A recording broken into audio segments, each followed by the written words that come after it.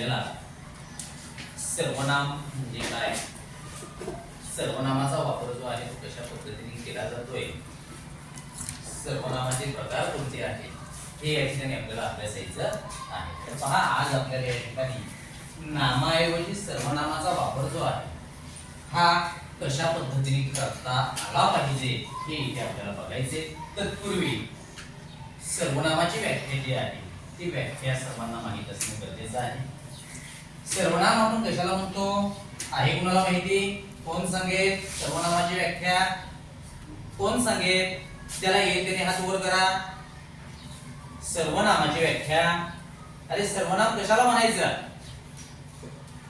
पहा, नामाऐवजी वापरला जाणारा शब्द म्हणजेच सर्वनाम होय.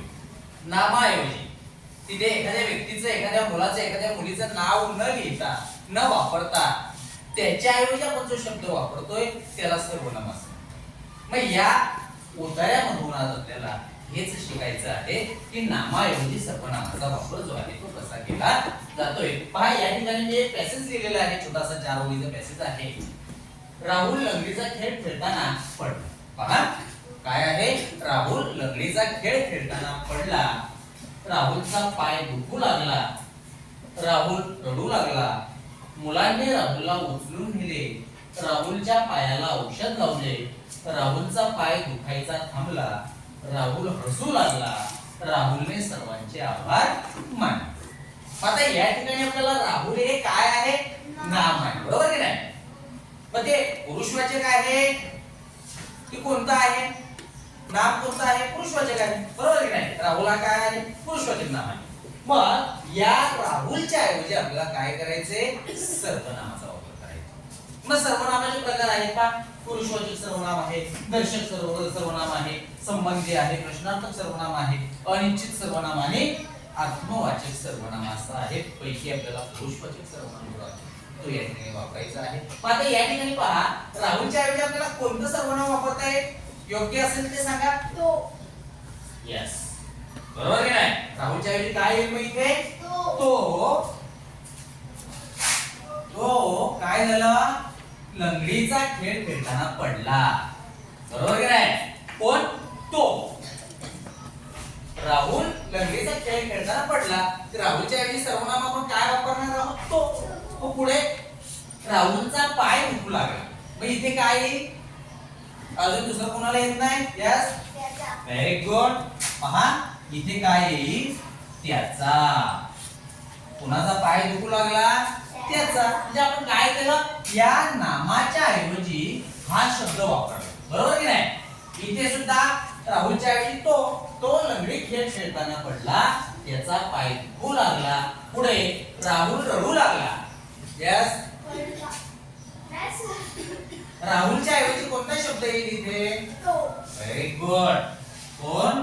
तो रडू लागला. हे राहुलच्या ऐवजी आपण काय केलं? नामाऐवजी तो हे सर्वनाम वापरले या ठिकाणी. त्यानंतर मुलांनी राहुलला टिंबळ उचलून नेले. मग इथे राहुलच्या ऐवजी काय येईल? Yes, yes, very good. मुलांनी कोणाला उचलून नेले? त्याला. राहुलच्या ऐवजी इथे काय आलं? तर त्याला हे सर्वनाम आपण या ठिकाणी वापरलेलं आहे. त्यानंतर राहुलच्या पायाला औषध लावले. आता इथे राहुलच्या ऐवजी काय वापरायचं आपल्याला?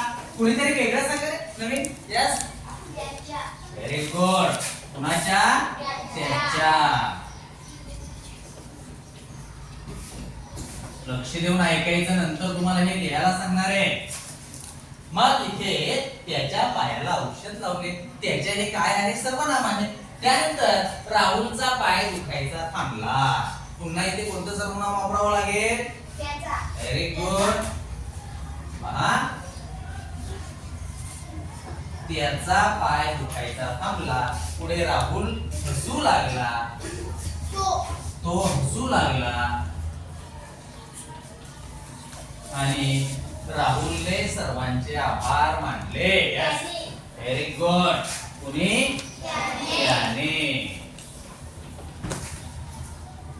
काय झालं या ठिकाणी? हा जो छोटासा पॅरेग्राफ आहे यामध्ये आपण काय पाहिलं तर नामाऐवजी सर्वनामाचा वापर जो आहे तो कशा पद्धतीने केला पाहिजे. वाक्य वाचल्यानंतर आपल्या लक्षात आलं पाहिजे नाम आपल्याला बरोबर ओळखता आलं पाहिजे, बरोबर की नाही.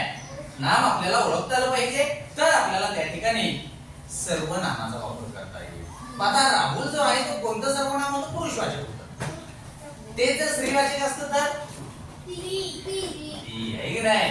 समजा फॉर एक्झाम्पल एखादं आपण नाव घेऊया, काय नाव तुझं, आयशा. आयशा लंगडीचा खेळ खेळताना पडली. पडल्याचं पडली झाली असती, बरोबर की नाही. मग ती झाली असती तिच्या, त्याच्या ऐवजी तिच्या, बरोबर. लक्षात येते तुमच्या.